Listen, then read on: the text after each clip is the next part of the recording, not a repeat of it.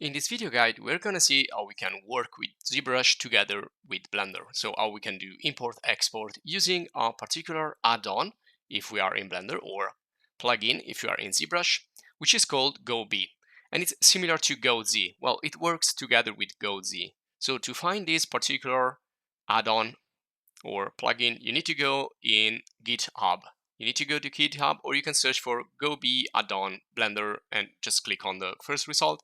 So when you access this page here, you can download the latest version. You can go to code, or you can go to releases and just go to the latest one and click on source code, zip file. Now, when you download that, you will find it. Let me show you here. If you go into preferences in Blender and you go to add-ons, go to install, then you will find it probably in your download folder where you download it essentially. And then you can open it up.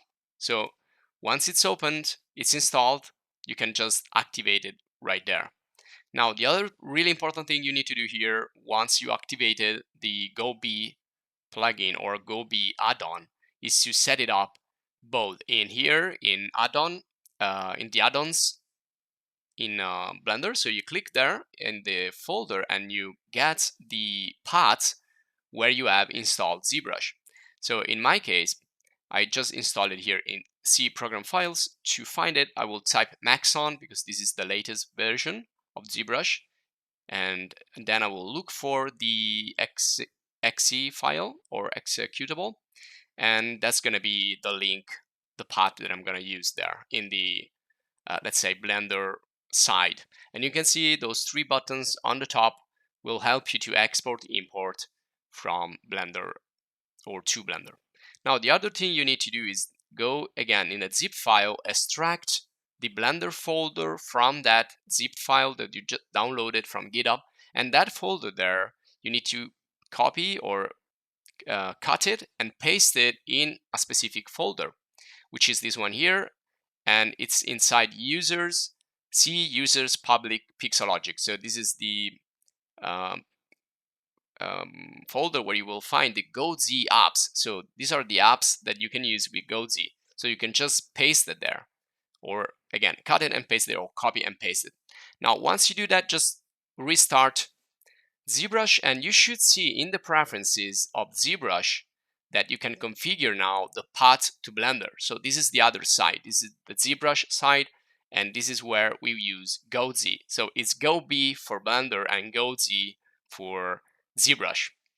Now here we just need to again do the same thing. So find where we have installed Blender. In my case, and I usually use the standard location. So in my case, is in programs again, and Blender Foundation, Blender 3.2, and there you go. This is the executable again. So let me show you here the path again. C program files, Blender Foundation, Blender 3.2. So this is where you need to find the path to Blender. And once you do that, you'll be ready. So you're ready to click on GoZ and click on Blender, and that's gonna just prepare your file.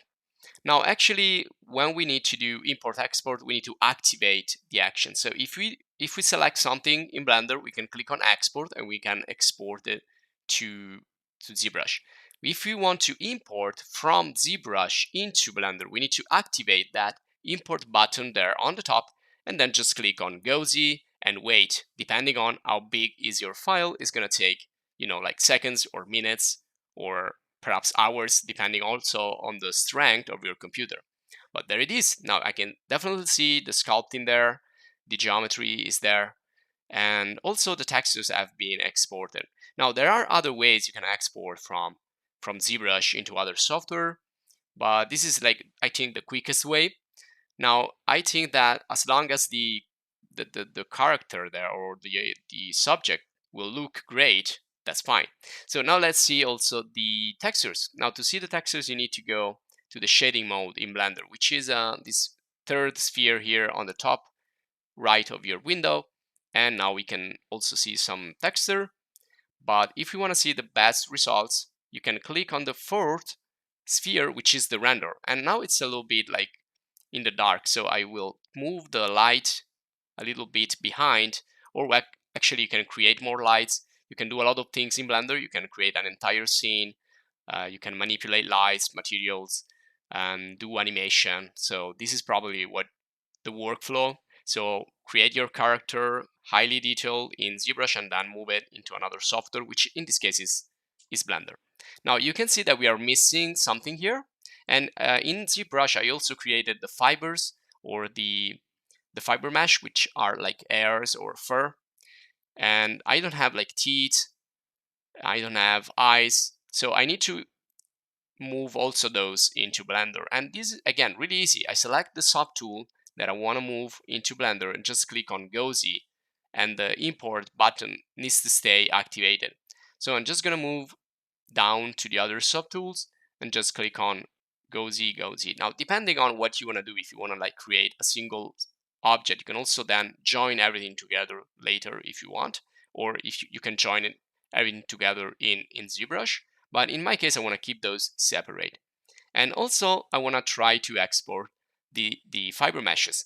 Now, I say try because fiber meshes are really heavy. So you need to wait a little bit more. You need to have patience to export fiber meshes or nano meshes or micro meshes, all that really heavy stuff that you find in ZBrush. But there you go. So I waited like a few minutes, and then they appear and they look really nice, really beautiful, and not so slow. So if I move around here, if I orbit around, I can definitely continue to work in Blender without any lag, without any like slow effect.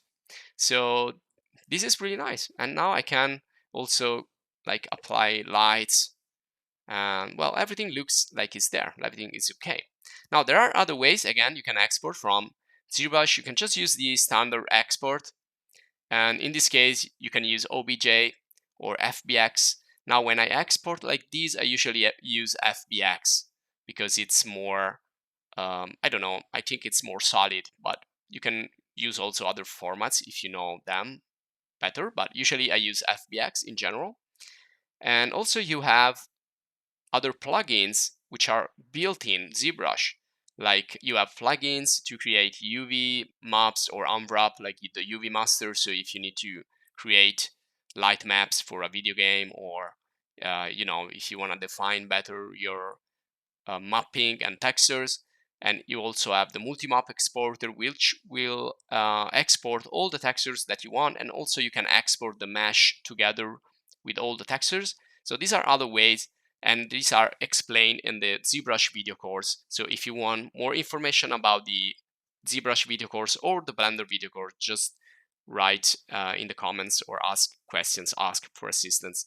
So this is just to show you how the import export between ZBrush and Blender could be done also using this easy, fast, and free plugin.